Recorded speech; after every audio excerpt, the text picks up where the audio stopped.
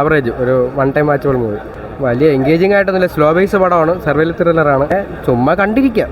വരരുത്. പിന്നെ സുഷിൻ ചാൻ പറഞ്ഞ കണക്ക് സീൻ മാറ്റുന്ന പടമൊന്നുമല്ല, ഈ പടത്തിൽ വേണ്ട 2-3 സീൻ മാറ്റായിരുന്നു.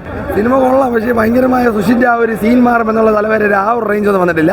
പടം കണ്ടുകൊണ്ടിരിക്കാൻ പറ്റിയ ഒരു സർവൈവൽ ത്രില്ലറാണ്, അത്രേ ഉള്ളൂ. ഭയങ്കരമായ ലെവലോ നമ്മൾ പ്രതീക്ഷേൻ്റെ ഹൈപ്പോ അങ്ങനെ ഒന്നുമില്ല, ഒരു സാധാ പടം അത്രേ ഉള്ളൂ. സുഷിൻ പറഞ്ഞതുപോലെ ഭയങ്കരമായ ആ ഒരു ഇതെനിക്ക് ഫീൽ ചെയ്തിട്ടില്ല. എടുത്തു പറയാൻ സൗബിൻ, ബാസി, ആരും ബാക്കിലോട്ട് എല്ലാം അടിപൊളിയായിരുന്നു, സൂപ്പറായിരുന്നു.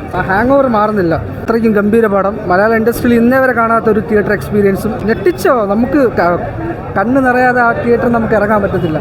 റിയൽ സ്റ്റോറിയാണ്, അപ്പം അതിനൊരു ഇതുണ്ട്. പക്ഷേ മേക്കിംഗ് വൈസും എല്ലാം കൊള്ളാം.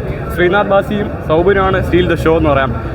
അവരാണ് സിനിമ കൊണ്ടുപോയത് സത്യം പറഞ്ഞാൽ. റിയലി അവരില്ലെങ്കിൽ സിനിമ ഇല്ല എന്ന് തന്നെ പറയാം. സലീം കുമാറിൻ്റെ മോയെ അധികം ഡയലോഗും ഓവർ സീനൊന്നും ഇല്ലെങ്കിലും ഒരു വിഷയം പടമാണ്. എല്ലാവർക്കും തിയേറ്റർ എക്സ്പീരിയൻസ് മൂവിയാണ്.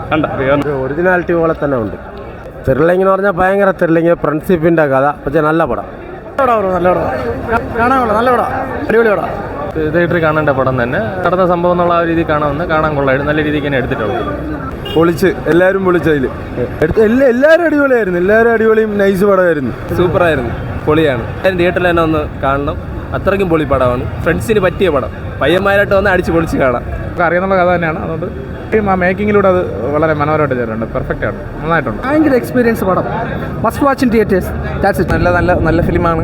ഒരു പറ്റം കൂട്ടുകാർക്ക് ഉണ്ടായ ഒരു സംഭവത്തിന് റേഞ്ച് സിനിമയാണ്. സുഷിൻ പറഞ്ഞ പോലെ മലയാള സിനിമയുടെ ലെവൽ മാറ്റിയിട്ടുണ്ട്. Technically performancely one of the best cinema in 2024.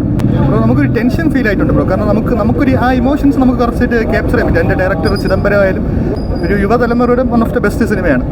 അടിപൊളിയാണ് ബ്രോ, കണ്ടു നോക്ക്. ഇമോഷണലി ആവാനുണ്ട്, നല്ല രീതിയിൽ പറയുന്നത്. അടിപൊളി പടമാണ്, എല്ലാവരും മസ്റ്റ് വാച്ച് തിയേറ്റർ എക്സ്പീരിയൻസ് ചെയ്യണം. അടിപൊളിയാണ്.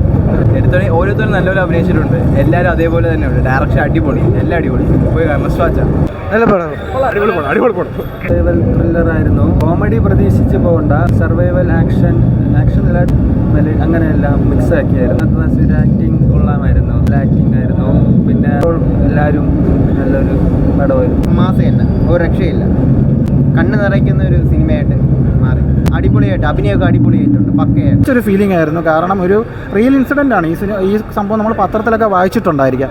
അതിനെ അവർ നല്ല രീതിയിൽ സിനിമയായിട്ട് എടുത്തു വെച്ചിട്ടുണ്ട്. കാരണം ഈ സിനിമയുടെ സെക്കൻഡ് ഹാഫാണ് സിനിമയുടെ ഒരു കോർ പ്ലോട്ടെന്ന് ഞാൻ പറയും. കാരണം അത് ആ ഗുണാക്കേവിൻ്റെ അകത്തുള്ള സംഭവമാണ്.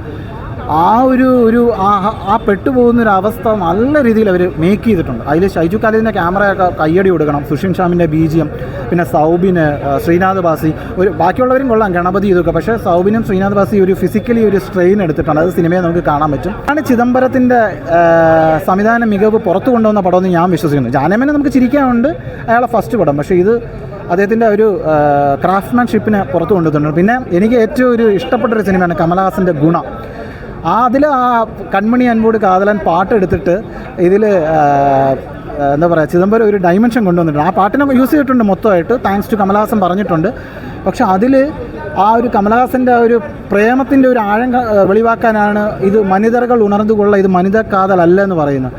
പക്ഷെ അതിന് ഇതിൽ ഒരു പ്രത്യേക സിറ്റുവേഷനിൽ ആ വരി വരുമ്പോഴേ നിങ്ങൾ തിയേറ്ററിൽ ഇരുന്ന് കൈയടിച്ചു, അങ്ങനെ കൊണ്ടുവന്ന് ബ്ലെൻഡ് ചെയ്തിട്ടുണ്ട്. വളരെ മികച്ച ക്വാളിറ്റി ഉള്ളൊരു സിനിമ. ഈ വർഷം 2024 മലയാള സിനിമയെ സംബന്ധിച്ചൊരു ശുഭസൂചകമാണ്. ഇതുവരെ കണ്ണ് തട്ടാതെ ഇനിയും മികച്ച ചിത്രങ്ങൾ വരട്ടെ. മഞ്ഞുമൽ ബോയ്സ് എനിക്ക് ഭയങ്കരമായിട്ട് ഇഷ്ടപ്പെട്ടു, ഭയങ്കര ഫീലായൊരു പടം. ഈ സിനിമ കണ്ടു കഴിയുമ്പോൾ നമ്മൾ ഒറിജിനൽ മഞ്ഞുമൽ ബോയ്സ് ഉണ്ടല്ലോ, ഈ സിറ്റുവേഷൻ യഥാർത്ഥ ജീവിതത്തിൽ അവർ ഫേസ് ചെയ്ത് അവർക്കൊരു സല്യൂട്ട് കൊടുത്തു എന്ന് പറഞ്ഞാൽ അവരുടെ ആ ഒരു ഫ്രണ്ട്ഷിപ്പിൻ്റെ ബോണ്ട്, അവർ ആ സിറ്റുവേഷൻ ഫേസ് ചെയ്ത് അവർ മരിക്കോളം അവരുടെ ജീവിതത്തിൽ മറക്കില്ല. ഇതിൻ്റെ ഒരു ഇൻ്റർവ്യൂ ഞാൻ കണ്ടിട്ടുണ്ടായിരുന്നു. ഈ സിനിമ ഇറങ്ങിയതിന് ശേഷം ആ ഒറിജിനൽ അവരെ ഇൻ്റർവ്യൂ ചെയ്ത ഡോക്യു ആയിട്ട് ചിദംബരം വെളിയിറക്കുന്നു. അതൊക്കെ വരാൻ വേണ്ടി കാണാൻ വേണ്ടി വെയിറ്റിംഗ് ആണ്. പടം സൂപ്പർ എന്ന് പറഞ്ഞാൽ കിട്ടുന്ന എഫേർട്ട് അവർ ഇട്ടിട്ടുണ്ട്. അതിൻ്റെ ഒരു റിസൾട്ട് പടത്തിലുണ്ട്. നമ്മൾ വന്ന് തിയേറ്ററിൽ പൈസ കൊടുത്ത് വന്ന് ടിക്കറ്റ് എടുത്ത് കാണുക എന്ന് പറഞ്ഞാൽ അതാണ് ഈ പടത്തിന് നമ്മൾ കൊടുക്കേണ്ട ഒരു പ്രതിഫലം. അവർ നല്ല രീതിയിൽ സിനിമ എടുത്ത് വെച്ചിട്ടുണ്ട്. ക്വാളിറ്റി പടം, ഒരു റിയൽ ഇൻസിഡൻറ്റിനെ ബോറടിക്കാതെ 2.25 മണിക്കൂറിൽ സിനിമയായിട്ട് നല്ല രീതിയിൽ പ്രസൻറ്റ് ചെയ്തിട്ടുണ്ട്.